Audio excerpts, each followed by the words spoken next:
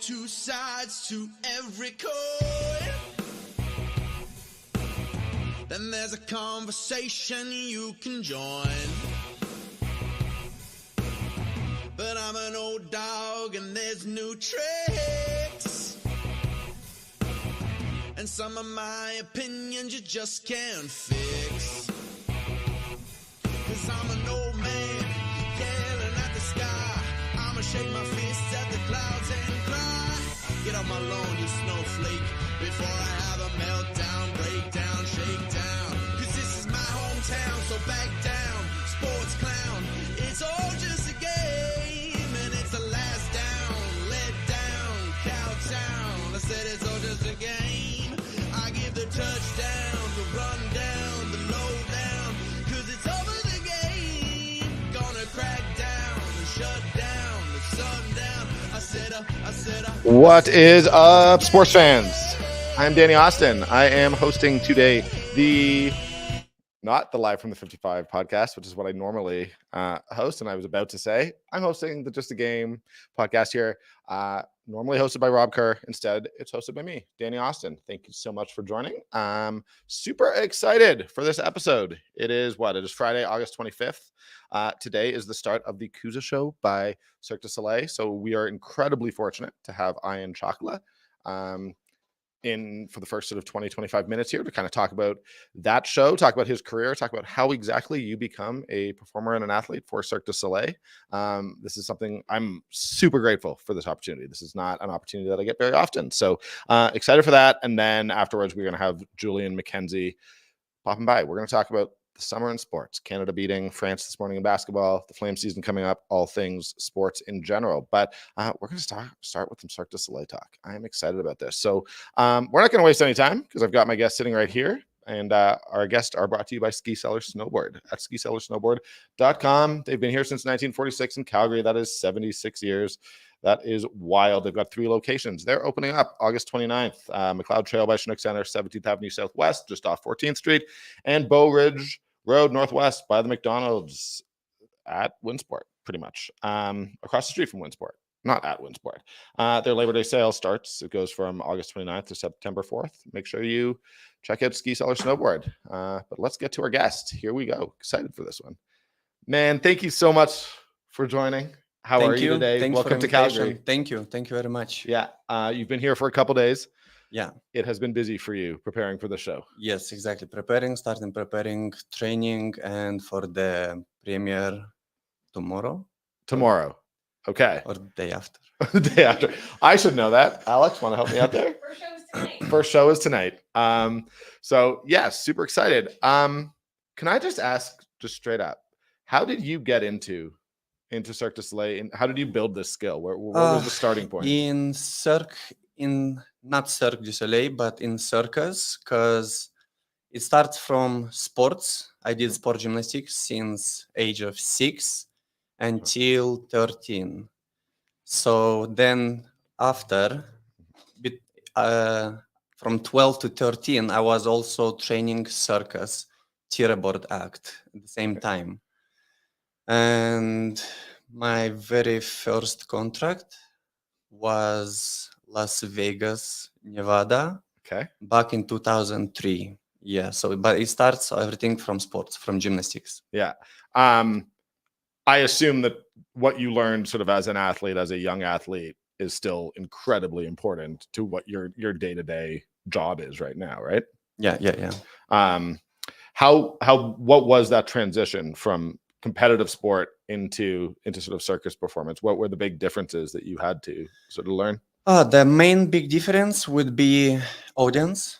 Every day in front of audience. So like in sports, you'd be preparing yourself for the competition once every 3 months. Okay. Here you have to go through that almost on daily basis. So you have the same sense, like you're preparing to be ready every day on daily basis, not just once every 2-3 months, So the audience also, in front of the big audience, 2,500, 3,000, it's nervous. You have to be ready all the time. Yeah.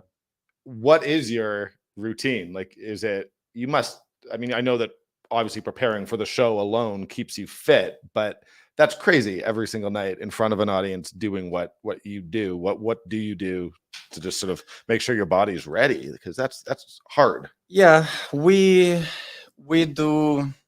Obviously, we hit the gym on daily basis. Once or twice a week, we have Pilates and all of that. Then training the main act 2 or 3 times a week on stage and off stage. So basically, every day we have trainings. But the main specific for the act, for the tire board that I'm special at, the specialty is 2-3 times a week. When you talk about the tire board, describe it for people who might not know. Tire board is like a seesaw board. Yeah. In kindergarten you'd have one, or in playgrounds, but it's a huge one. It's it's made out of fiberglass poles that the athletes using for the jumping, the athletes. So we use them, I think, around 9 to 12 together. So they're very flexible. And we have a tower that is for the pushers. There is 2 guys of 100 kilos each and pushing from the other side from the tower. Tower is about 3 meters high. So they pushing, jumping from there on the pad. And on the other side, we stand flyers and we go in the air about 40 feet. You talk about it like very natural. That sounds so crazy to me. Do you remember the first time you did it? Yeah, I do remember, and I will never forget, because that's scary. It is scary. Yeah. Like some people are like, you have to manage to stay at least on the board first time when you'll give a try first time to jump, because some people are just getting scared of all the like pressure is there. Yeah. They're just jumping off, but it's just like you have to fight with yourself. Yeah.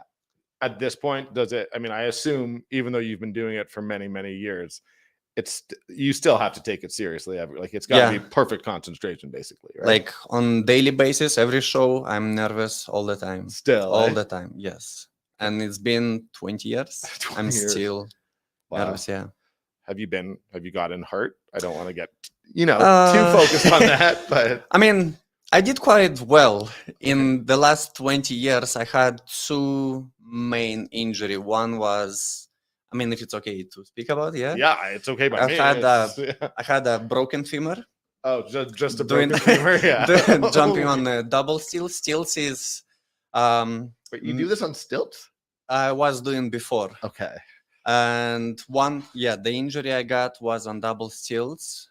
I broke my femur, and the last one was my thumb, broken ligament from spotting people. So that was the only 2 main big injuries I would consider. Only the 2. But that's in 20 years. So it's amazing. I would break everything if I did it once. So that's amazing. When you're out there, like I assume, you are obviously, gymnastics is a very individual sport, but when you're relying on everyone else who is out there to keep you safe as well as you keep them safe. How much is it a team? That's a big question. The teamwork. You have to trust each and everyone in the act. We're about 18 or 20 people in this act. So trusting, it's important. Because we all answer for each part of the job. Of course. I do my job, and the other one's doing their job. Like pushers, they're doing their job. Catcher doing their job. As a flyer, I'm doing my job. And I have to trust each and everyone. Yeah. Because otherwise, you won't make it. And that trust, I assume, is built both on the stage and off the stage, right? Yeah, people are professionals. They're coming here to do their job. And that's part of their life also. So. Yeah. But I was reading, I think at least in Houston, there are performers and technicians and people from 54 countries all around the world. That's a big team. Yeah. That's a whole big team. Like technicians, I don't know how many, about, 28, 30 technicians and about 50 artists are Yes. So all together, we pull an amazing show. Yeah, it must be very sort of enriching, like amazing to just be working with people from the best in the world from all over the Yes, world on a exactly. day-to-day basis. Eh? The technicians, athletes, riggers, everyone are one of the best Yeah. in one group. Is there another part of the show that you look at? I mean, you do something so challenging and that to me is so terrifying. Is there another part of the act that you watch and say, "Nah, I would never do that"? There are many acts that I would try them, Yeah. but there is nothing like I would say, no, like never. No. Which one would you want to try the most? Actually, I'm working on building my own act, Okay. which is aerial straps. Okay. That it takes a lot of endurance and power, strength, and just So aerial straps, what is that? aerial straps. Yeah. It's straps Mhm. on swivels attached to a cable. Cable goes to a winch, so the winch goes about 2 meters per second. Yeah. So you're just flying up in the air, up and down, and doing tricks, strengthening tricks like male rings in gymnastics, artistic gymnastics. Yeah.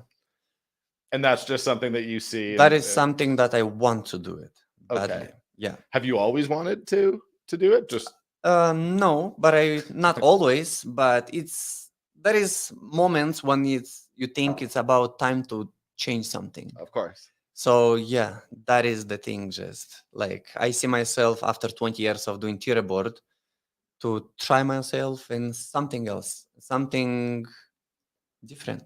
To challenge yourself. On Yeah, some exactly. level. Yeah, that's amazing that the teeterboard would not be enough of a challenge, but I understand it's been a while. It's been a while. Yeah. It's 20 years. Yeah. That's amazing. So what does developing that new routine or that new act, what does that look like? Challenge. It's just challenging yourself. But I mean, can you, because you're with Cirque, because you're touring, you're able to sort of use their facilities? Yeah, exactly. Yeah. We have 2 tents. One is for performing, where the stage is, the main. And we have artistic tent where we practice, warm up, we do our conditioning, strengthening, and everything, our warm-ups, everything there before the show. And you've been doing Kuza, this show for quite some time. Since 2009. I've joined Cirque du Soleil in 2009 and till today. Wow. How was Cirque du Soleil different from what you'd been doing? I know you were in Las Vegas. I would consider this one of the best company on the market because I've tried different other circuses, different companies where it's a big challenge in some of them. Like one, as an example, one of them we did almost, I would say about 100 cities a year. We did. So we was traveling every 2-3 days, 1-2-3 days. That was hard. Yes. Yeah. Whereas with Cirque, I mean, with I know Cirque, you've been in Houston, you've been in Toronto, Denver, Vancouver. Next, yeah, but we do travel. We do travel, but we can stop for a month and a half, 2 months. So you have this feeling of living there. You know, when some circus you don't, you just pack and go. Yeah, I wouldn't want to do that. Yeah. So this company, they take care of the artists, of the performers, of all the workers in general. Yeah, I was reading that apparently the food you guys get is amazing. We do have our kitchen. Yeah, I heard it's amazing. And it's amazing. Yeah. Yes. That's one of the main like nutrients we'd get from our own chefs, our kitchen, because it's traveling with us. That's amazing. Yeah. And they know what you like. They know what you... Yes, they know our requests. Once in a while, we'll do like who wants what, for example. And they changing the food. Let's say today was Chinese. Tomorrow will be maybe Russian. On the other days will be Japanese. You never know. You never get bored. Yeah. That's always amazing. When you talk about having been with the show since sort of 2009, I know the show itself has changed. There have been... The show changed, but not a lot. But it does have changes. Like there was cuts of the acts, maybe shortening a bit in time to fit the perfect timing of 2 hours and 40 minutes. Because because before was way longer than that, around 3 hours with Okay. intermissions. So, but that was the main. Maybe couple acts was changed, Yeah. but in general, the concept is the same. Okay. Nothing changed in this.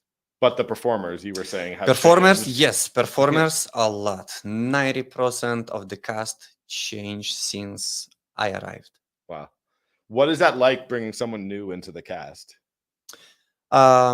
First of all, it's a lot of work to integrate the person, the people, the athletes, Mhm. because for them it's something new, especially from sports. When you come from sports into circus or Cirque du Soleil, there is a lot to learn, a Mhm. lot to integrate in the show, and it takes time. Yeah. Takes time all the time. Yeah. Do you watch other sports when you're not, like, what do you do when you just have downtime on the road? Are you I love mixed martial arts to Okay. watch. I like UFC watching, Yeah. boxing. I do watch once in a while, maybe gymnastics, but away from that, Yeah. I do like to watch also different shows, different acts. And do you learn from them and take from what Exactly. they're- Yeah, From other acts, you can learn a lot. I can imagine. Just watching the videos. Yeah. Can you learn from other athletes as well? Yeah, definitely. Yeah. Yeah. Just because mixed martial arts and boxing, that's obviously, it's head-to-head competition. yeah. But I assuming that the training, the preparation, the nutrition, all of that. With the artists here, we get along, like we can catch up with artists, with different artists from around the world. So no matter where we are, if we met in one city, we'll definitely do like I don't know, a class together or something. Yeah. Yeah. Is there an athlete out there or a performer who you just think is on another level from anyone else? There are plenty. Yeah. There are plenty. Like it's hard to tell only one, but there are plenty of artists that they're just amazing at what they do. That is awesome. And then for you, I mean, there are a bunch of Calgarians watching this. Why do you think that they they should come out to the performance over the next couple of weeks? Well, our show it's a special one. In general, Cirque du Soleil as a company, it's amazing. So they're for a very long time on the market, and they've been doing an amazing job at what they are good at. So, and Kuza, it's one of the shows that it's based on performers, when other shows are based on technologies, stage spinning, lights, and all of that. But here's only artists. So our show was built on a traditional show, like a traditional circus show, only artists and acts. Yeah, I was reading that. And they're strong acts. They are? Yeah. Okay. Definitely. That's amazing. Well, all right, man. Well, thank you so much for stopping by. It is sort of 1:20, and I feel like I could ask you a million more questions just because you live. It's an amazing life. Thank you. Thank you for the invitation. Yes. Thank you for inviting me. Thank you so much. I appreciate. All right. Well, there you go. That was I and Ciacla from Cirque du Soleil, Kuza. It starts its run today. We've got that one right. That was sort of one of the important pieces that should have been 100% on, but maybe need a little bit of a reminder for my friend Alex. It goes till October 8th.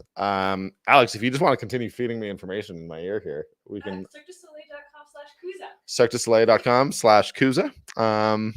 Yeah, check it out. I'm going to be going on Wednesday along with my next guest, Julian McKenzie, who isn't here quite yet, but is going to be here. And yeah, that was amazing. That was what a rare opportunity to get to speak to someone who has sort of such a unique job and an incredible athlete. Bye, guys. Take care. Thank you again.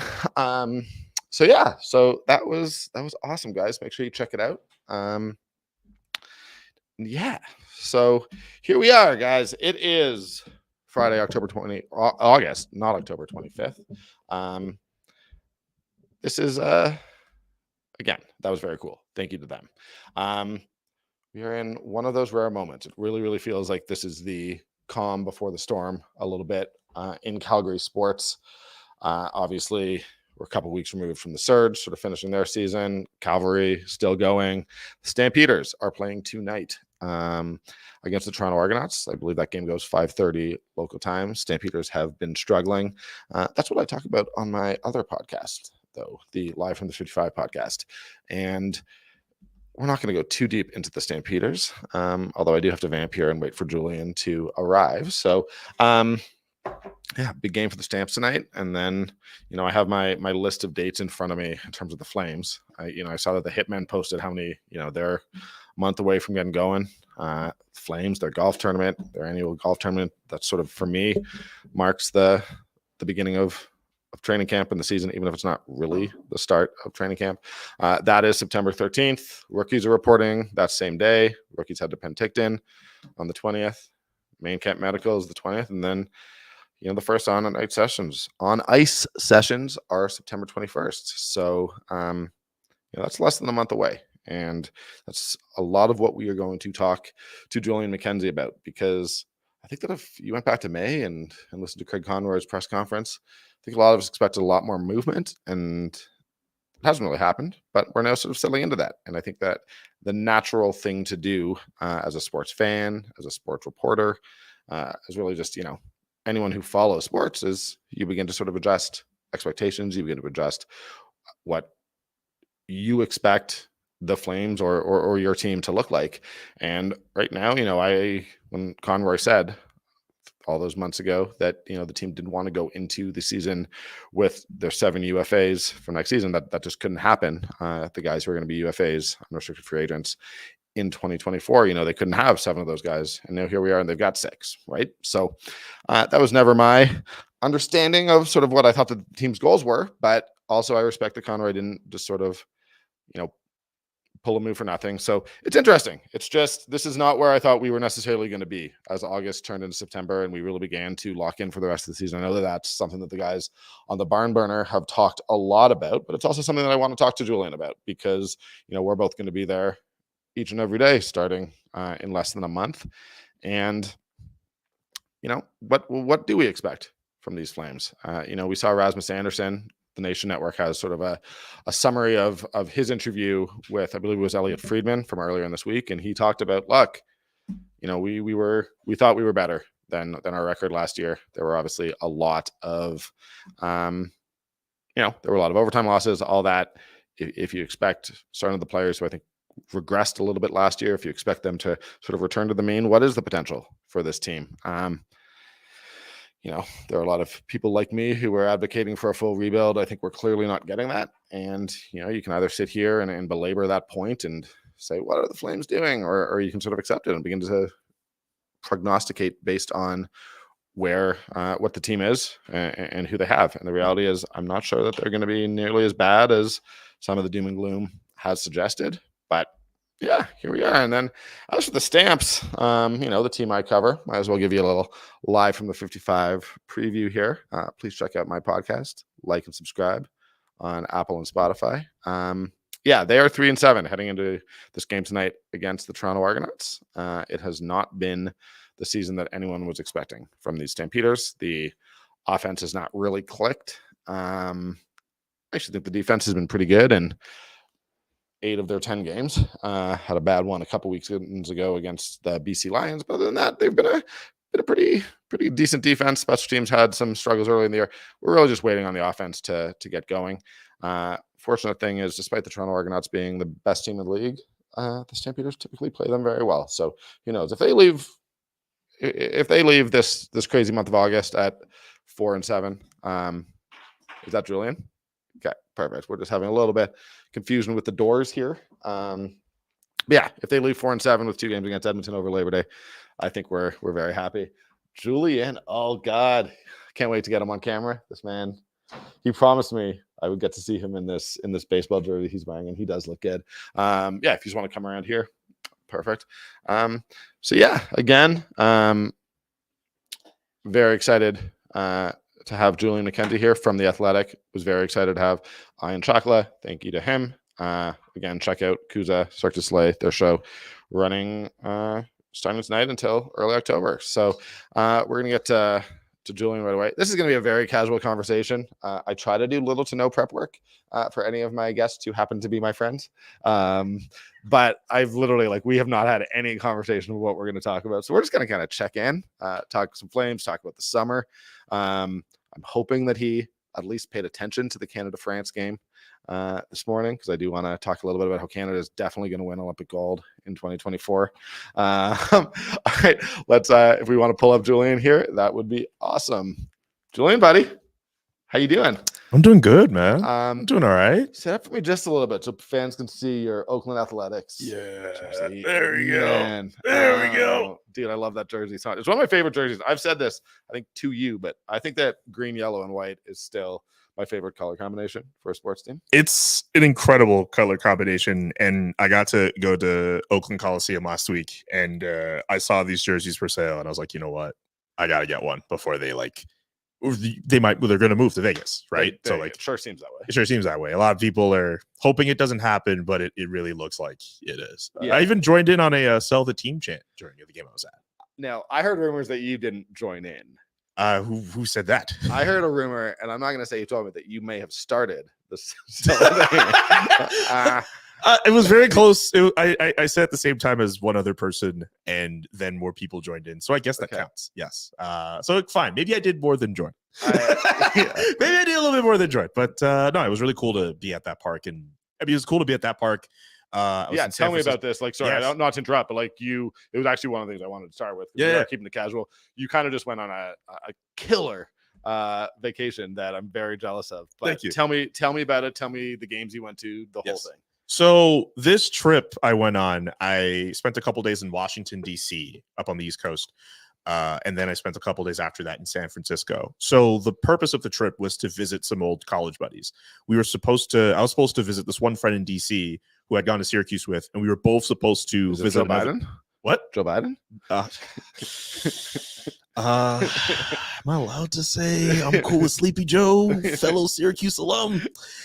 Anyway, this friend of mine, we were supposed to both visit this other friend in San Francisco together, but they had some work kind of catch up to them, and they weren't able to make that flight. So ultimately, I just ended up doing this trip by myself to visit this friend in San Francisco, who was in Syracuse, I want to say a year after I was there, but we've still kind of kept in touch over these last few years. And while I was in both cities, I tried to take in as much baseball as I could. So I went to Nationals Park, watched the Nats and the A's, funny enough. And the A's were down like 7-2, bottom of the ninth. Nats came back, won with a walk-off. That was fun. That was a really good time. Then there's nothing like ninth inning baseball when it's my God. That whole time we were there, like we saw people leaving, and they were leaving early, and my friend and I were just like, you know what, we're just gonna stay. We just want to see what happens. And we even moved up from the seats that we were at. We're like not too far from where the dugout is for the Nats, and then we're just getting like prime seats for this comeback. And the scrappy Nats, they found a way to do it again against the worst team in baseball, but still, like, they found a way to do it. I think the day before they had won on a walk-off home run, and then like Jeter Downs hits this like RBI single up the middle and wins them this game after they were down 7-2. They win 8-7. So that was game one. And then when I went to San Francisco, I saw the Giants and the Rays play against each other. I saw this really weird inside the park home run that went off one wall, then bounced off another wall twice, and then landed back into play. And the Rays scored on an inside the park home run off that. That was fun. And then I did a day trip out to Oakland, got to go to the Coliseum. A's and the Orioles. The Orioles looking really good. Got to watch Gunnar and Rutschman for the first time. They look really good. That's a team that's going to be good for a long time. They have the hitting. If they get slightly better pitching, I think they'll be even better. Like, the O's look scary. I can imagine Jays fans are not happy about that. Oh, it stinks. Rank the three ballparks. Oracle Park, number one. I love the design of it. I love the fact you're able to walk on the concourse and you see the massive glove, the Coca-Cola bottle. You look out into the water. McCovey Cove is there. They have a model cable car on the concourse as well. You can pose by it. It's really fun. I got to ride one of those too. It was really fun. But yeah, easily number one. Number two, I like Nationals Park. I like what they've done with the stadium. I love the open air concept. You walk in and basically wherever you're walking around, you can see the game, of course, before you get to your seat. The district that's not too far from it as well, where you're able to go all these different bars and shops and stuff is really fun too. Got to admit, a little jealous as a Expos fan, just seeing a team in Washington enjoy that. But stay, it was fun. It was really cool to be at that park. Do you expect the Expos back in Montreal? No, not for the foreseeable future. Okay. I think after the last efforts, where they were trying to do a joint thing with Tampa. After that died out, I like to, as much as I would like to be optimistic, maybe one day it could happen again, at least not for the foreseeable future. I think a lot of those people in Montreal who were behind that Montreal baseball project, you're thinking of like the Stephen Bronfmans of the world and everyone else who are associated with that. I think just, there's a lot of fatigue after that. I think they tried their best to do something. Like I remember that following in that press conference when Bronfman was talking after that, that was a guy who was exasperated. Like he had tried to make this work for quite some time, and then to be told no, like that guy was very emotional, that press conference. I can't see him or anyone getting involved with that for a while. At the end of the day, Montreal needs a proper ballpark in the downtown area. Olympic Stadium is it hasn't aged very well. And I know there's the Metro there, you can get to it, but it just hasn't aged well in terms of a stadium, and it's not really a viable place for a long-term sporting event, really, if you really think about it. So there's a lot that needs to go into that. What I will say on that, and like I don't really get to speak on it as a guy who was born and raised in Toronto, has lived his almost my entire adult life in Calgary. I'm not a Montrealer, but like with the way that Major League Baseball, in my opinion, screwed the city of Montreal for the sort of decade before they stole the team, I just like Montreal, like make them beg you. Don't you beg them. Make Major League Baseball. That's a great market that would absolutely support a team. Yeah, they need the stadium, but like Montreal's cooler than having to come on bended knee to Major League Baseball. Don't let them off that easy. That's fair. That's a good way of putting it. I do think though that sometimes fans there could be a little fair weather. They like to support a winner, but they also like to support a team with stars, with people that are going to bring them out. I think of like the MLS team in town where there's some guys that go out there and support them, but it's nothing like when like Didier Drogba was there. Mm-hmm. So I think in what's fun now about baseball, there was a time I think when people were thinking, okay, like the stars are not recognizable and maybe the pastime has gone down. It still has. It's behind football, but like I don't know, like I feel as if they're slowly starting to become like we're starting to get a resurgence, especially with the pitch clock. Yeah. I don't know, it's starting to become a little bit more appealing than it was in years past. So maybe if that wave just continues to go on an upward descent, maybe in a decade or two, Montreal could kind of position itself back in for a team like that. But right now, I think it's just, I don't think the fit's there right now. I tell this story, but like I lived right off the subway, like just outside of downtown. So it was very easy. Like weekend games, I could go to Jays games whenever I wanted as a kid, in particular as a teen. But I was only allowed to go during the week in high school if Doc Halladay was pitching. Oh, because he pitched so fast. Because he never shook off the catcher. He just you did tell me this story. Yes. But my dad went to a game, and it's interesting. Like you talk about some of these projects working or not. My dad, he's a lawyer, doesn't often go to games during the week, but went with a buddy of his, and he was just like, because of the pitch clock, he can now go to games during the week. He absolutely loved it. Dude, like you go there, like all three of those games, taking in that pitch clock, I don't think those games lasted longer than 3 hours. Sports shouldn't last longer than 3 hours unless they're cricket. No, like I get it. Like it's fun. It's cool. Like things just move. Like you look up at the clock 1 minute, you look down, and then you look up, it's like, oh, it's only really been like 15, 30 minutes, and you're in the third inning. Oh, it's so good. It's amazing. Playoff hockey, when you get those games that go to quadruple overtime. Oh my God. It's always like fun when you're not in the market, but like I watch and I just have nightmares about being there and it being like 1 a.m. I got work the next morning. I just want to go home, and neither team will score, and they're both exhausted, playing boring. Like it's just my worst nightmare. I want in and out of any sporting event in 3 hours. It's why, to be honest, I think it is key to soccer's sort of global dominance is the fact that it's 90 minutes plus a little bit of added time. But what about the fact there's no goals? It's 0-0. The players dive all the time. Do you remember when Argentina scored 3 goals in the World Cup final? And then do you remember when we watched the World Cup final? Remember like the World Cup? Remember when, as controversial as the backdrop of it was, it ultimately led to what I think, and I think you'd agree with you on this, the greatest men's World Cup final we've ever seen, where the 2 best players on the field were dominant and stood up and played very well and ultimately gave us an incredible conclusion. I have put no thought into this. I think it's the greatest championship game ever played. I think we can debate this. There may be, because it's right up there. I mean, Messi, Mbappe, you go to penalties, fine. Like those 2 players scoring penalties, it doesn't necessarily come down to them, but like that's an incredible game. Yeah. I will argue that the Seattle, New England Super Bowl, where New England Ooh. won, would be up there. I mean, the problem is I hate the Pats. Did you see the Pete Carroll interview he had with Richard Sherman, where they were talking about the goal line play? Like No. Pete Carroll was like, he was openly admitted, like, yeah, you guys like totally hated me after that, and he was. There's an excerpt of it that's like been going around on the internet where you see him talk to Richard, and Richard, you could see the pain in his face. I don't know if you remember from that game, like there's that shot of him on the sideline where he sees the play and you see him yell like, no, like he's about to cry. Like that. I remember watching that game at a bar back in Montreal and seeing that play and just yelling out no at the top of my lungs. I couldn't believe it. I imagine if I was a Seahawks fan, I'd have nightmares of that. But to your point, like, yes, I think if you think of greatest championship games of all time, that has to be there.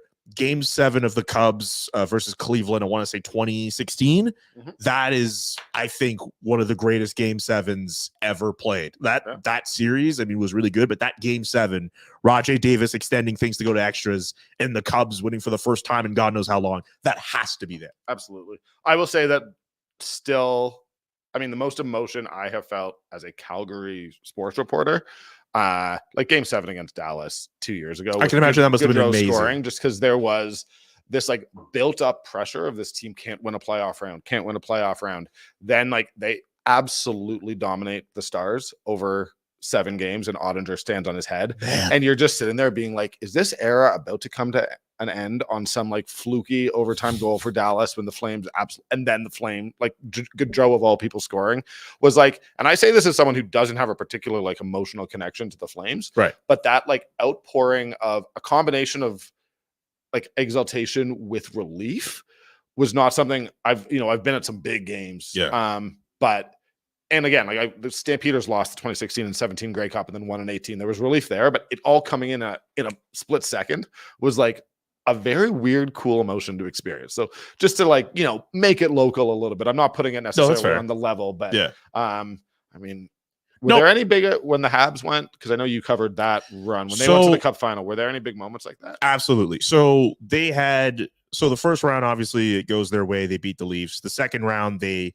sweep the Jets. Now, it's kind of funny. That series kind of gets lost. I love that the time. Montreal guy talking to a guy born and raised in Toronto. You just like casually like, well, of course they beat the Leafs. Like, not a big deal. Whatever. Yeah. Whoops. Because like there were big moments, and I'll say this. I think I wasn't there for every single game of that run, but if I could point to specific moments, I think Game 6 of that first round series, that's when a lot of people were like, holy crap, like there's a chance they could complete this comeback. And if memory serves, because we were still in COVID times, yes, and there were little to no people in those games.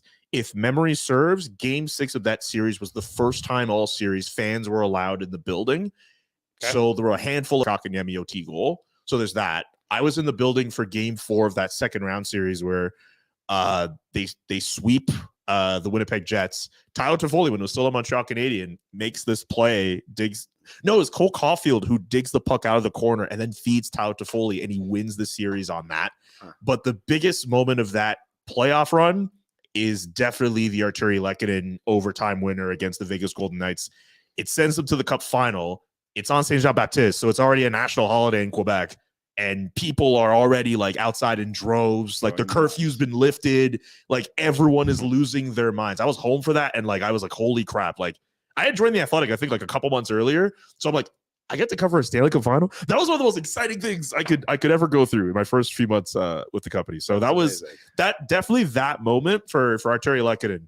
And I'm sure Oilers fans know what it's like to be on the losing end of an Arturi Lehkonen goal. My worst. But it's definitely something that's going to stay with me for a long time as a reporter. My worst big sports moment ever was I need to think about this. 2010. This is a pretty I like this story. I'm gonna be careful with how I tell it on air, but 2010, like Crosby's golden goal. Yes. I was at a bar in Halifax. Also up there for championship games. Incredible game. I was at a bar in Halifax. They scored the girl who I was seeing at the time. It is worth noting that I was about 3 months out of like the most serious relationship I'd ever had. So this was not the most serious relationship in the world.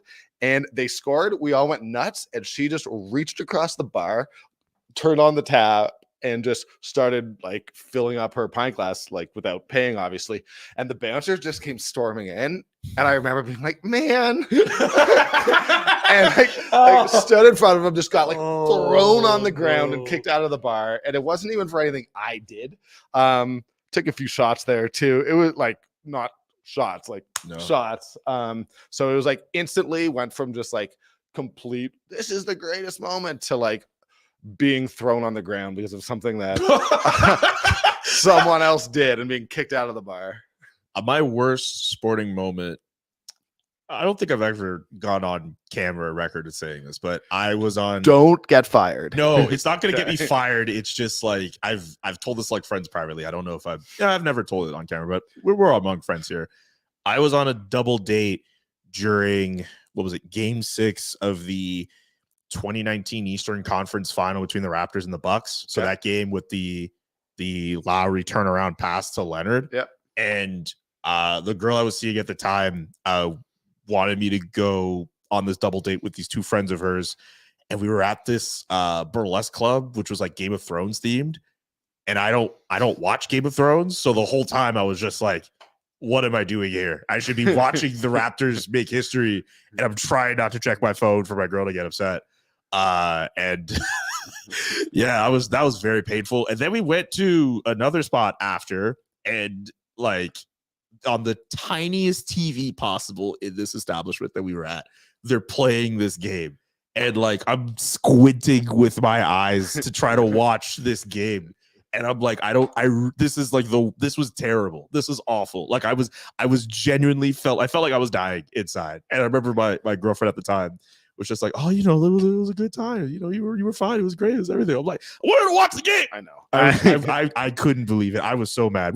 We've gotten past that. I deleted like the dating apps from my phone during the Raptors championship. So I was like, I'm not dating anybody during this time. I am getting very fat, and and we're just doing this. When my buddy Brett, he's actually been on the show with me. Shout out to fan Brett. I was at Brett's place with his girlfriend at the time for Kawhi's shot, and I jumped up and immediately fell down. Like I was in socks, and just like I fell down so hard. Speaking of falling down, here we go. Were you there when I got injured? Yeah, when you were playing slow pitch. Yeah. And then you rounded second base. I don't know if you told the story on the show. I don't think I've told it on this show. So basically, like we are on the worst slow pitch team of all time. Oh my God. We are so bad. Oh my God. You were, all I remember from my vantage point, you had made this hit. You were rounding the bases, and I was like, okay, wow, like DA might get like a triple off this. Like you were getting some serious I had the Jets speed on, man, for a near 40-year-old. I was going. Yeah. I looked away for a Ricky second. Henderson. I looked away for like a second, and then all I hear is like everyone go like, "Oh!" I'm like, "What happened?" And I just see on the ground, flat, belly flopping in second base. So what happened was, oh my God, I was the first batter in the first inning, and second base was not where it should be. So I was running, and I realized I was going to miss second, but instead of either slowing up or adjusting, I just decided, because I wanted the triple, as I kept running, I was just going to like stretch out my right leg at full speed and try to tap the base. Yeah. My body doesn't work like that. No. I flew, fell. Everyone was laughing, and I was like, just look cool. Get up, laugh about it. Tore my trapezius. Have an X-ray scheduled for Monday. That you was only 6 had to weeks ago. schedule. This happened like a month ago. And 6 weeks. It happened the first Monday of Stampede. Good Lord. You're only getting an X-ray now? Well, I went to Sheldon Schumer to the urgent care, and the doctor said that it was a torn trapezius. And so for like 3 weeks, I was like, oh, whatever. This is what it is. Just see hot water bottles, ice. I'm old. This is going to take a while.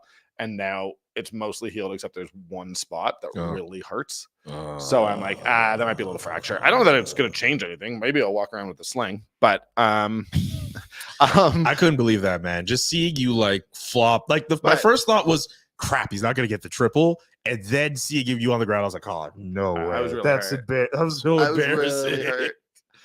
You made a nice catch this week. I love it. Slow pitch talk with Danny and Julian. It wasn't really that nice of a catch. I just was at the wall. It had some distance. I stuck the glove out. You were telling me all year to just keep the glove up, and I think my progress from slow pitch player at the beginning of the spring to the end of summer. I think there's been change. I think there's been growth. I have speed along the bases. You put me in the outfield, I know to put the ball in front of me. I think I've been better than a certain other friend of ours that's on the show. Dude, you made a great catch. We're not gonna start calling other friends bad okay, at slow pitch. Can. I'm not. I don't want. You know what? I'm not gonna do that. Then I was only doing it as a joke because he's our friend. Honestly, you guys have both been huge improvement. I hit a home run this week, but I don't know if I should tell that inning was crazy though. That was the greatest inning we had ever been a part of. Like we still hit a home run. One of our teammates, Shane, hit a home run. And another of our teammates, Logan, not only does he hit a home run, he hits the home run. He stares at it for a whole couple seconds. And then he looks towards us. And he's holding the bat. And he's like, all right, like, who's going to take this? Like, he's basically pimping out this home run celebration. And I didn't realize this until that hit happened. But, like, he didn't have to run the bases? Because I know he was hurt. So he was playing hurt. But like he's like walking towards us like at the bench, and like he's like I took the bat from him, like, okay, like what's going on? He's like, I don't have to run. And I'm like, you don't have to run these bases? Like, which like he does, but he normally would. Absolutely he recreational B slow pitch, and we haven't won a game in 3 months. We won our first game, which was right after we won our first 2 games. Yes. Our first 2 games, I was like, okay, if this is what I remember those first 2 wins, thinking, okay, if this is what I come to expect, like we're gonna have a fun spring. Like we might not play defense all that well, but like we get runs. And then we stopped getting runs. It's been downhill. We stopped getting runs. Okay. Before we get on to Flames, because we do have to do a little bit of Flames talk. Oh, yeah, that's true. Did you watch any of the basketball game this morning? Canada 95, France 65? No, I was asleep, but I saw that I think Shea did really well. Dylan Brooks was incredible on defense. Dylan Brooks yammed on Rudy Gobert. Rudy Gobert had a terrible game. Rudy Gobert is terrible. It's funny. Like Rudy Gobert, there was a point when like he was the best defensive player in the league. And ever since he touched those microphones that week of COVID, his stock has been plummeting ever since. It is crazy that Rudy Gobert started a global pandemic. I mean, if you really think about it, people did not take the global pandemic seriously until that damn game got canceled. I was like, OKC. I was in Argentina, and I oh really? Yeah, and I saw that, and then and then everything got canceled. So like, it legitimately, like, I was taking it so unseriously.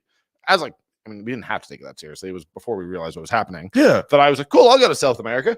And then Rudy Gobert did that. And then I woke up the next morning and I was like, the world is falling apart. Oh my God. I was at an AHL game when the NBA game he was in was getting canceled. And like, I could not watch that game. I was up in the press box watching with a few other reporters, and we're just following updates, seeing what's going to happen. And I remember like going to the locker room after the fact, and like we're asking people about what's going on. Like, okay, like this NBA game got canceled. We don't know what's going to happen with any other league. And I remember like one AHL player was saying like, man, I hope they don't cancel everything. We need to save our sports. And I'm like, all right, well, do you remember Sports did just fine other than the CFL. Do you remember Bruce Arthur trying to call Rudy Gobert a hero for what he did? Do you remember that? No. He went on TSN. He was trying to explain, no shade to Bruce Arthur, who's a good dude, but he went on TSN and tried to explain that what Rudy Gobert did in terms of like kind of accidentally ending up more or less being a guinea pig for this whole COVID thing kind of put us all on to realizing that this disease was serious.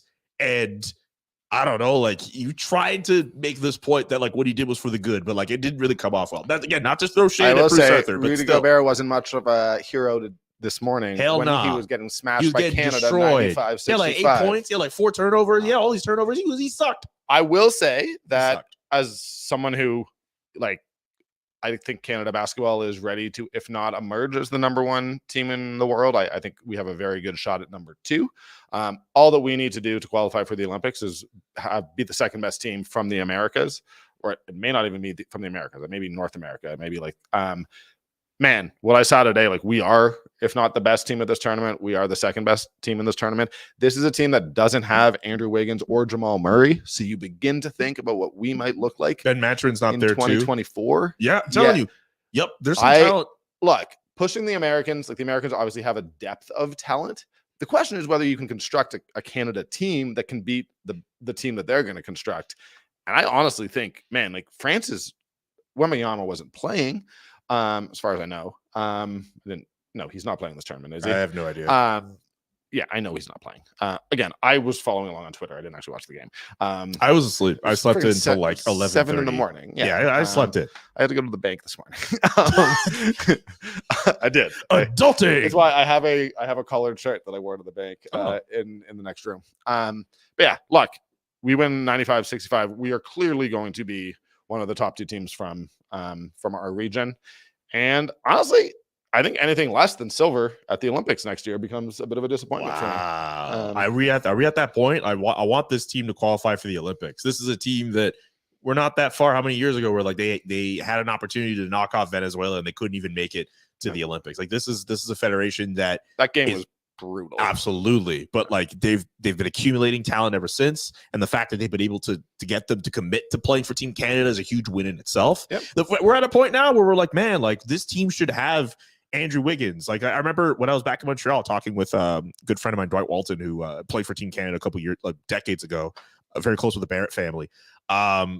We were having a whole discussion about why isn't Ben Mathurin, who was in Indiana, who was like a top 10 pick last summer's draft, like why isn't he on this team? Like that's where we're at with this Canadian basketball program. And before it was like, I don't know if we're gonna get these guys to play. Now it's like, no, you need as much talent as you can. And the way basketball has enveloped our country, like we should be at a point where we should be getting more and more competitive year in, year out. And I don't mind the expectations being as high as they are. I don't know if it's realistic for the next Olympics if we make it, but like I like the fact that the bar continues to be raised when it comes to basketball in this country.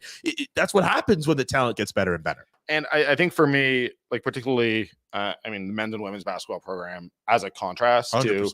To particularly what's happening with Soccer Canada, which this is not me putting it on the athletes, but I think that the expectation, for our women's team this year, which obviously crashed out of the World Cup way earlier than any of us wanted to. And it's like, sorry, with the way that soccer is being administered in this country, with the fact that we don't have professional opportunities for our women soccer players, like any fan who is disappointed by the players, like, no, be disappointed by the system. And I think that we're seeing through these 3-year commitments that Nick Nurse demanded when he was the head coach of the men's basketball program, you're seeing us develop, you're seeing us actually develop chemistry, and these guys want to play with each other. And like, look, SGA and RJ Barrett are legit top 30.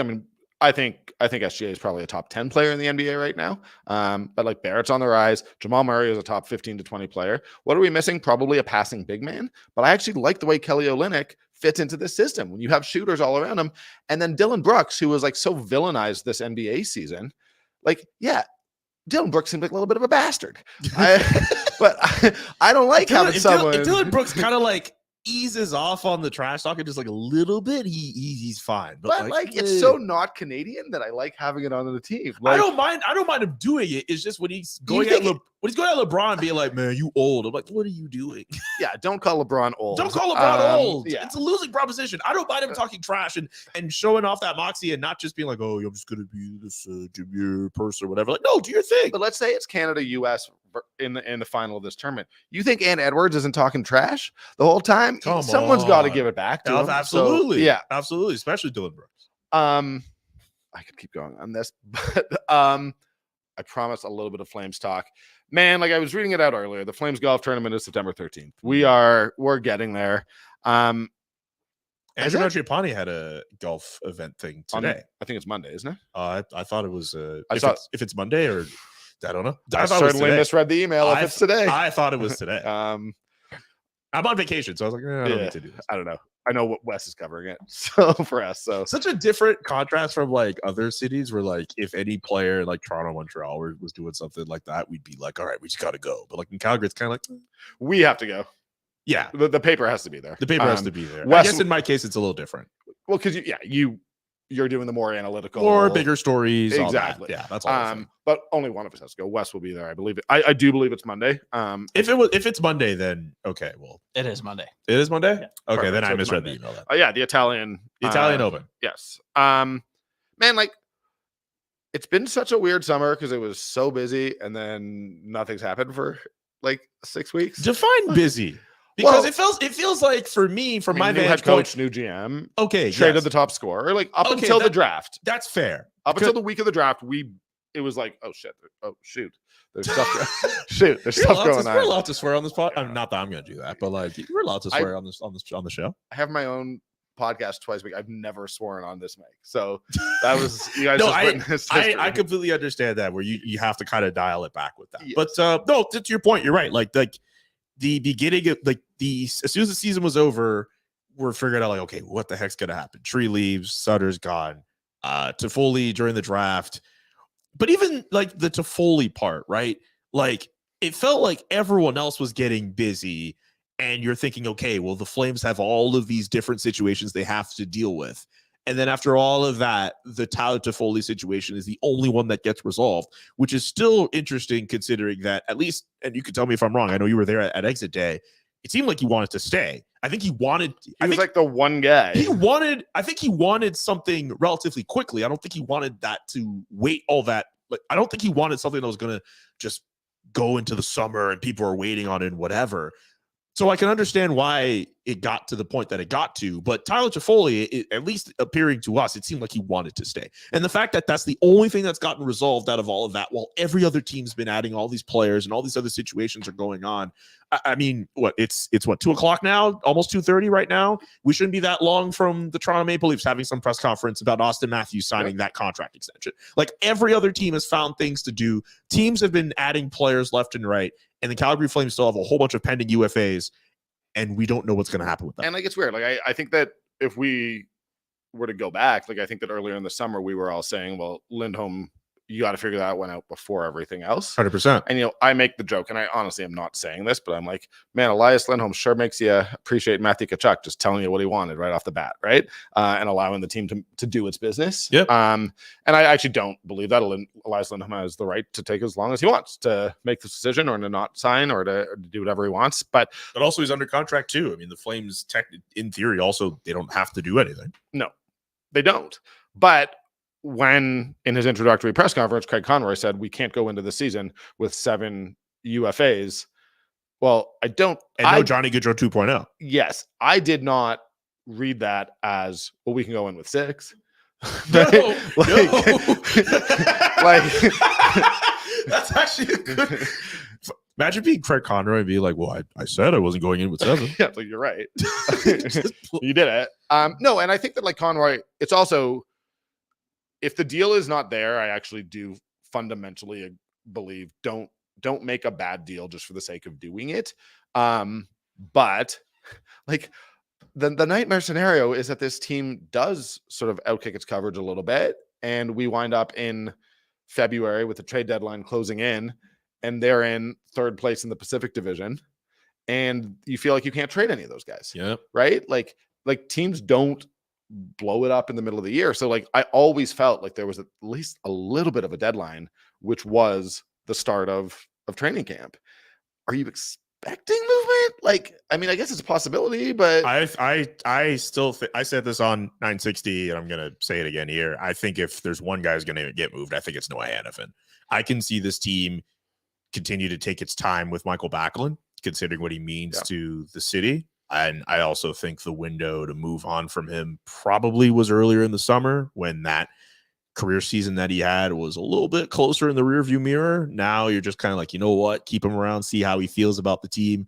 And I mean, not that we were going to get into that discussion, but we always could. I mean, he's very much going to be a candidate for that seat, right? For the captaincy. Well, right? Did you read Rasmus's interview with Friedman? Or I heard the excerpts and stuff, and I heard that with him saying we treated Backlund as the captain. Yeah, that makes sense. It made sense that he was there. Also, I think of when Mackenzie Weegar earlier in the summer said that Daryl Sutter and Michael Backlund were having FU matches back and forth. Like that's something that like happens between a captain and a head coach, right? Yep. And I can understand maybe some other star players can get into that too, but like Michael Backlund has meant as much as he's meant to the organization for years. But all that to say, I can understand him starting the year without a new contract for next year, and they figure that out. Elias Lindholm, Craig Conroy has made that very clear from day one that he's a player that he values. He's a player that is a priority. When Ryan Huska was hired as head coach, one of the things that was mentioned that morning, Ryan Huska spoke to Elias Lindholm. That's a team, at least the way they're projecting it to us, they want to keep him. They want to find a way to keep him in their lineup, and they recognize that if they want to be competitive, at least for this immediate stretch here, they need him in their lineup. But for everyone else, it's very much a question mark. And for Noah Hannafin, I think with that particular situation, you're starting to run out of teams where you can offload him to. I thought Detroit would have made sense. They had all that cap space. Then they acquired Jeff Petrie. Nashville, I think, still could be a possibility. Buffalo, I still think could be a possibility. But this is a player who it's out there that he wants to play in the United States. And I'm of the belief that if that gets to training camp, that's going to be a very fascinating scenario to follow. Yeah. And I with Lindholm, like, I want to be clear, like, of course they want Lindholm. Of course like, they do. Like, he makes your team better. He's your first line center. Of all of their pending UFAs, if there's one guy I think the team would want to keep, and maybe they've changed their minds, but I don't think we'd be in the situation if they felt differently, but they want to keep Lindholm. With that said, the question is at what price? Because you can only want a player so badly. And I am of the belief that $9.5 million number that we saw tossed around earlier in the season, to me, that is absurd. I'm not inclined to think that 9.5 is viable. I think when you're paying Huberdeau and Kadri what they are, there's no way. There's no way there's no way the Flames should be entertaining that. I think ideally you look at the Bo Horvat contract. There are some other contract comparables. I know we at the Athletic did earlier in the year because of Benajad, I think, is up there as well. Dylan Larkin, their contracts, they're getting AAVs around 8.5, 8.7, and all that. I think if you're able to get Elias Lindholm at 8.7, which is what, when we turn the numbers through Evolving Hockey, that's what an 8-year deal kind of projects out to. That, I think, is an ideal situation if you're the Calgary Flames. But I think if you're starting to get above 9, if you're the Calgary Flames, I think you have to start walking away. If you're Elias Lindholm, I completely understand why you go to 9, why you go to 9.5. You are literally the domino holding this contention window together. He has all the leverage. He has all the leverage in the world, and he has every right to be asking for 9.5. But I don't think he's going to get 9. And I also think that not with Calgary. I am sure, if he was looking to leave, if that was sort of his preference, and then he was offered that money, I'm sure his agent is saying to him, we might not get this much elsewhere. We might not get this 9.5 number, and that extra $1 million a year might be enough to say, hey, it's worth it over 8 years, because that's a lot of money. So it's just, we're in this holding pattern, and we have been, and I don't think that this is a good place right now for the organization to be. I am a believer that rebuilding is a natural part of the sporting process. I think that whether it's the NBA or the NHL, you have to do it at some point.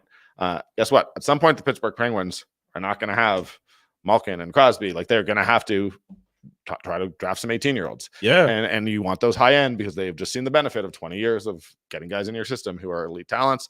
And I think at some point the Flames are going to have to do that. But here's my thing with that. Like, I think even if Elias Lindholm says, okay, I'm not going to stay, trade me somewhere else. And even if you look at some of those other pending UFAs that they have and they say, all right, this is the opportunity for us to kind of stock up with those pieces.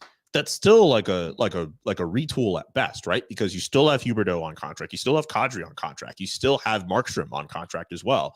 And at the very least, if you got to get them all, if you're going to commit to a rebuild, you got to get them all to move. You got to get people who are going to be like, okay, fine, we're going to take all these contracts. You're probably going to have to take them for pennies on the dollar.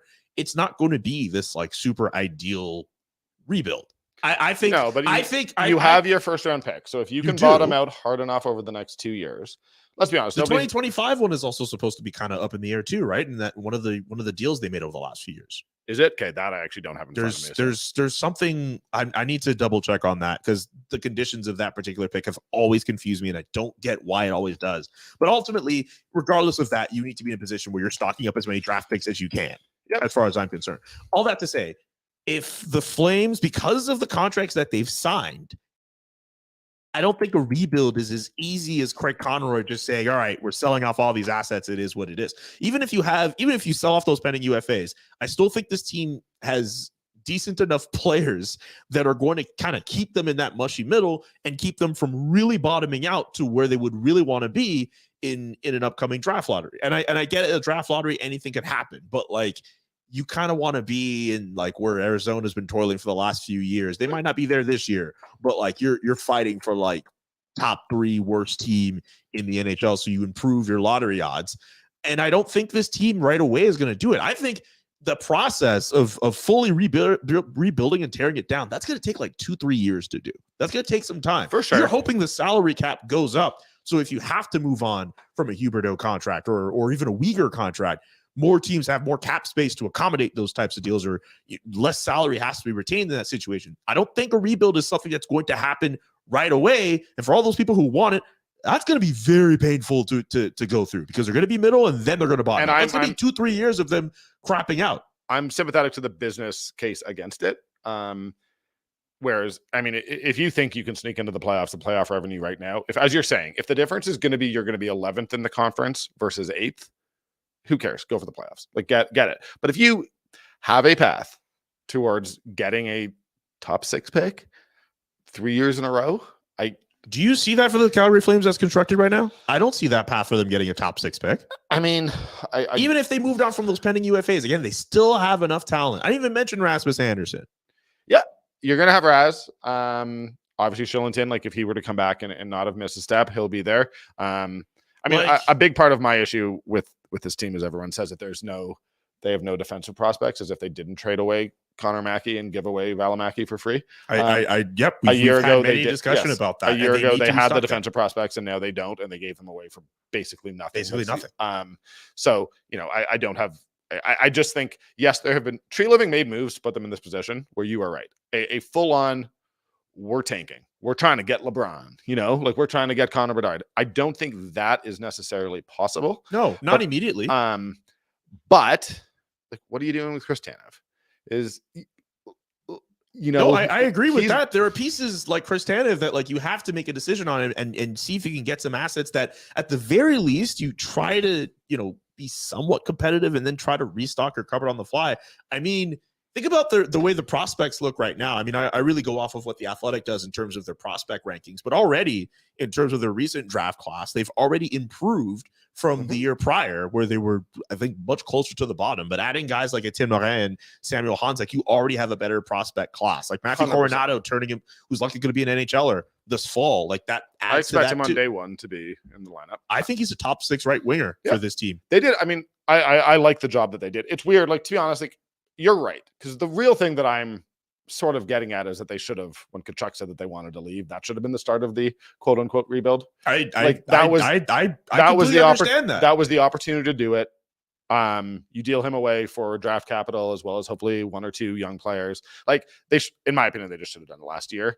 And realistically, Tree Living signed a lot of expensive guys who are going to be in their mid to late 30s by the time their contracts are up. So I don't know how much of a market there's going to be for those guys if you do try to offload them. Yep. And they're a lot of money and teams don't have that much cap space. So I take your point while also saying, also look at the division that they're in. You have all these guys, you can't let them go for nothing. Absolutely. And the thing to do, in my opinion, is not repeat the same mistakes. Maybe you are going to get stuck in the mushy middle, as you're saying, but you have to get younger. You have to have draft assets. You can't be trading Elias Lindholm for guys who are going to keep Huberdeau and Kadri happy because you remain competitive. You have to. Like there is a reason why. But there's a way to do both. You can get guys who, I mean, they did a nice job with Toffoli getting in a young player, and that's it. I think that's how you do it. That's not a perfect ideal scenario for a lot of people in that situation, but like they got a 25-year-old who still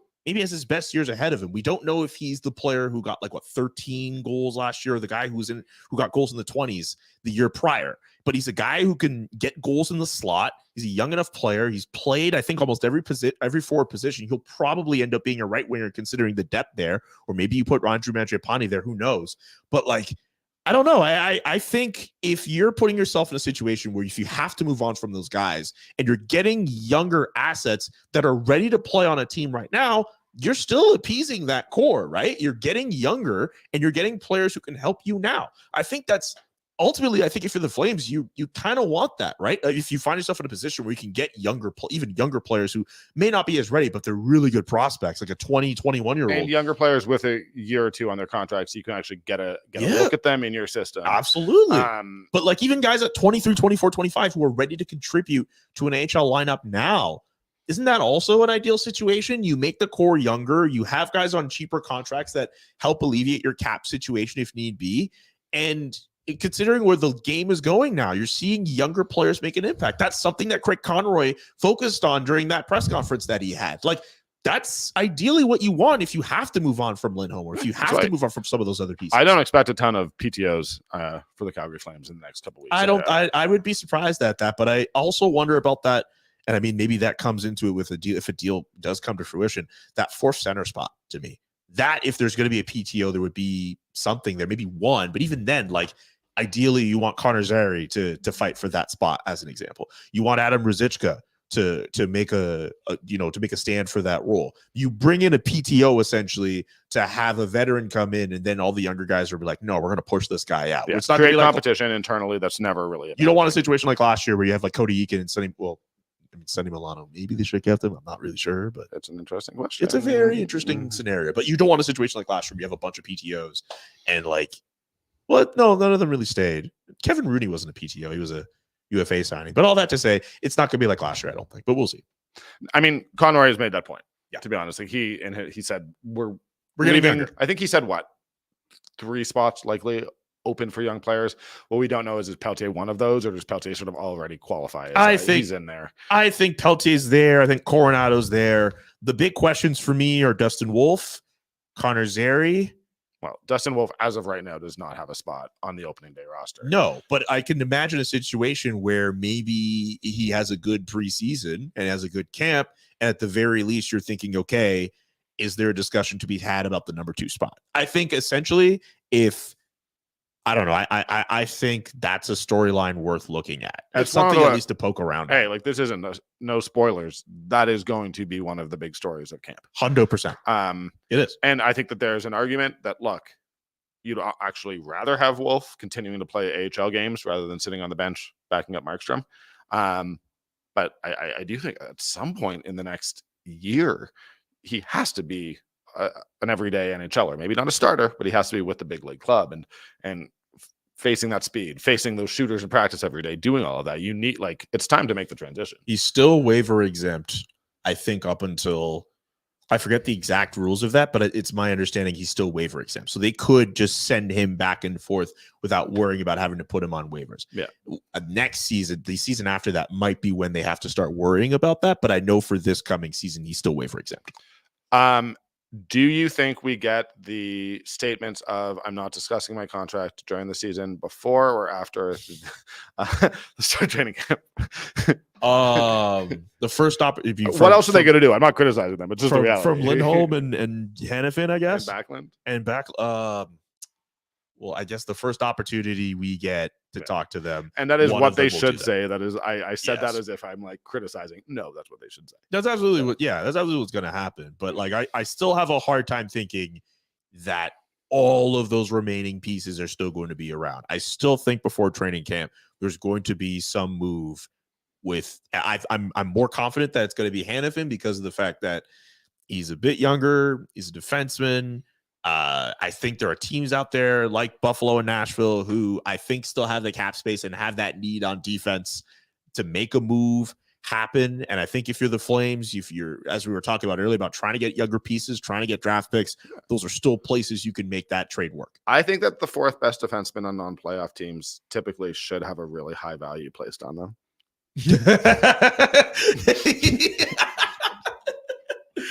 Oh boy, okay. I don't know if I'm gonna get in trouble for that one. But like literally, like I think Hannafin's really good. It's just, it's funny that like he literally, like, you would have him if you were like last year. Yeah. When healthy, Rasmus, Mackenzie Weegar, and Chris Tanev were all more important to what the Flames did by the end of the year than Hannafin. I mean, they were the top 3. Hannafin was number 4. So I mean, yeah, you're not wrong on that. But at the same time, he's still a very capable, puck-mobile defenseman that I'm not saying he's going to get you an arm and a leg in return. At least he's going to give you something. Oh, he's good. He's to a be good clear, defenseman. He's a good defenseman. I'm trolling. He is good and was on the top 2 pairing for like much of the season. And he is not a number 4 defenseman. I'm fully trolling when I say that. Totally, for sure. And even if he's a second pairing, like for Buffalo, for him to be like a second pairing defenseman on that team when they already have Rasmus Dahlin and they have Owen Power who's coming up, that's pretty good for them. No kidding. Yeah. If you're Nashville and you have Roman Josi, Matthias Ekholm, Matthias Ekholm's in Edmonton. Sorry, like they need a guy who could kind of fill in after they had to let him go. If you're a young team and like you can get, to be fair, if you're a contender and you can get Noah Hannafin to come in, he can both do that. That's not bad. He can play top two. Yep. No problem. If you've got young guys, he's been around. He's actually at this point a veteran, which is wild for a guy his age. And if you're a team that has ambitions of winning a Stanley Cup, you also know that he can play many different roles. And he's not going to make mistakes. He's reliable. And I think that is, I think the people who talk about him as being the super high end, like, oh, he can power play. Like, I'm like, nah, I don't think he's that great at that stuff. I don't think, even when he pinches, I don't always love it, but like he's reliable, doesn't make mistakes, is good with the puck, can skate. He has everything you want. So I do think he's an asset, and I'm sort of covering my butt here a little bit because I made a joke. Now that I don't drink, I make all these jokes on air instead of at the bar. Oh no, dude, I've been there, man. You start like watching what you're saying, you get haunted by like this week, like when the Austin Matthews signing happened, like I thought of something I said earlier in the summer. I was like, oh, I think Austin Matthews is going to start the season without a contract. And like the very first thing I thought of when like he put up that tweet was like, crap, I'm gonna be wrong. People are gonna find it and make me look like an idiot. I get it, man. That's a lot of money for one player.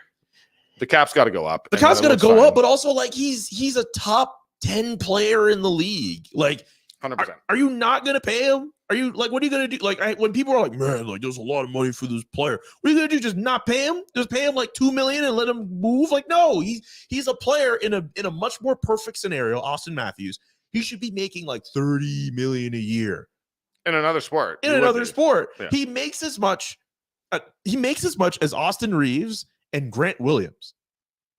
I've seen you do this. Yeah. Like Austin Reeves, who had that meme with LeBron where LeBron's trying to explain himself that he's just like, weird, I don't know. Grant Williams had that game against Cleveland where he's like, oh, I'll make both free throws at the end. And he missed both. He makes as much as 2 beams. And it was either 2018 or 19. I was in Boston for a UFC event. Yeah. And Wes was like, yo, if the Celtics are practicing and you have time, can you pop out to the Celtics practice facility and just talk to Jason Tatum about Matthew Tkachuk? Yeah, that story. And it's very funny because it came out, like it became a big national news story this year. Thank you, Jermaine Franklin, for acknowledging that I was the first to get that story. But I did go out, talk to Tatum, came back and was talking to Tkachuk about it. My last question, I was like, do you guys like hang out? And he just looked at me. He was like, I don't make enough money to hang out with NBA players, man. Ooh. And at this point, he's making like $7 million. And it was the moment where I was like, oh, Matthew Tkachuk, he understands the business. Yeah, like, he gets it. And that's why, like, there's a part of me that feels that him being traded from Calgary is for the best. Tkachuk? Yes. Absolutely. I don't think he gets the exposure he gets as he's gotten with the Florida Panthers if he stayed in Calgary. No, it's good for the league that he's in. It's amazing Florida. For the league that he's there. Whether it's good that he's out of Calgary, it's good that he's in Florida. Yeah, it's good that he's succeeding in Florida. I don't know what's going to be like for if they don't have him doing one of those 10 essentials videos on GQ. That's a dude I would watch a GQ video with him doing that. He's the guy to do it with. He's interesting enough. Like he's social enough. He's funny enough. He's a guy I would do the 10 essentials with him. Instead, it'll just be Austin Matthews again. Well, he's not that. I don't know. Like Austin, I guess he kind of dresses cool. He looks like one of those like pretentious, cool dudes wearing dad hats and whatever, like who does like super cool, rich stuff. But like he doesn't come across as a dude who like I want to necessarily like hear from. I don't know. Matthew Tkachuk, at least like he comes across as a little bit more endearing. Like I remember like talking to him for that story. Do you think that his 10 essentials, like what? I mean, I don't think I have a good 10 essentials. Like, I don't think that if I was featured in one of those, I don't think anyone would want to watch it because, like, my 10 essentials are like my $35 plastic glasses that I can't see without. It'd be my $30 Uniqlo glasses. It's got to be some kind of hat. I'm wearing a plain white t-shirt. I was about to say, like, I'm trying to look at the fit. Like, you got the white shirt, you got the. This is now that I don't drink, I can fit into these pants again. So yeah. What's the brand? What's the brand? These are Levi's. They are the these are such old pants, but they had like a Steve McQueen collaboration. Okay, that I bought. But yeah, Matthew Tkachuk's 10 essentials. Like he needs like it'd be cool. Like I'm sure some kind of really expensive polo. I'm sure some cool running shoes. I bet he's got sea salt spray, which is what curly-haired men use to keep their hair in place, myself included. I don't have curly hair right now. Can I also, before we go, just point out, so I got my haircut yesterday. Yeah, I was about to say, it looks really good. Thank you, but I don't know if you can see it on screen, but my stylist was like, "Here, I'm going to fix up your beard." And I was like, "Cool." Yeah, no, I noticed that too. I like it's it. like the firmest line, and then brought my mustache down. And I met up with Brett last time. We went to a little concert, and he said that I looked like late period Tony Stark. Yes, like, yes, you do. The whole time I'm like looking at you, I'm just like, why does this dude look like Tony Stark? I was there at this like why is this like? Why am I doing a podcast with Iron Man the whole time? Billionaire philanthropist. Like, why is Tony Stark here? I know. I give off those Robert Downey Jr. vibes. I mean, you kind of do. I feel like if you really want to, you can be Starky enough where you could do that. And I don't know if I'm blowing up your ego too much. I think that means a lot to me. As you know, I think comic books are for dorks. Which is ironic because you think comic books are for dorks. But I know. I just look at you. You look like Tony Stark. The thing you run from is the thing you become the most. Does Iron Man do something? Like, does he? I don't know. Does he have a symbol? No. Okay. It's for the best that he doesn't have that. Right. I'm gonna read our ad read one more time. Let you go, Julian. Yeah. I guess you're brought to you by Ski Cellar Snowboard. SkiCellarSnowboard.com. They've been around in Calgary since 1946. That is 76 years. They got 3 locations opening August 29th on McLeod Trail by Chinook Center, 17th Avenue, just off 14th Street, and Bow Ridge Road Northwest by the McDonald's, sort of right across from Winsport. They also have their Labor Day sale going on August 29th to September 4th. It's not just skis and snowboards. They got lots of stuff to keep you warm and dry. Anyways, great time, great deal, great gear. Thank you to Ski Cellar Snowboard for checking us out or for sponsoring us. Man, I so appreciate you coming on. You're on vacation. Thanks for having me, man. Thanks for having me. Yeah. This is the best. As I said, not little to no prep. I said to you, I saw you at Slow Pitch. I was like, want to come on? And you're like, yeah. I was like, cool, we'll just talk about whatever. We'll talk about sports. Yeah. We spent like 15 minutes talking about our Slow Pitch team. Went great. At some point I feel like I insulted like 8 different Flames completely by accident. Had to retract all of them. Didn't mean any of it. But yeah, you're the best, buddy. Thank you so much for coming on. Thanks so much for having me, guys. Cheers, guys. Thank you so much for watching.